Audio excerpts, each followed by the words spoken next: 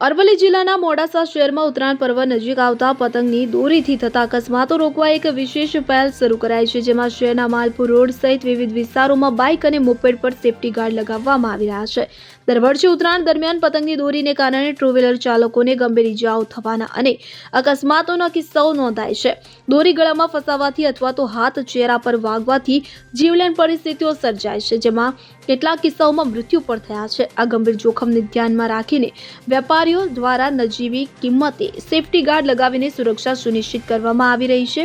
આ safety guard પતંગની દોરીને ગળા કે શરીરના અન્ય ભાગે ફસાતી અટકાવે છે, જેથી અકસ્માતથી બચી શકાય। તો ઉત્તરાયણની ઉજવણી કરતી વખતે પોતાની અને અન્યની સલામતીને પ્રાથમિકતા આપવી જોઈએ અને દરેક બાઇક ચાલકે સેફટી ગાર્ડ અવશ્ય લગાવવું જોઈએ અને સુરક્ષિત ઉત્તરાયણ પર્વ ઉજવવું જોઈએ। Bureau report CN24 news.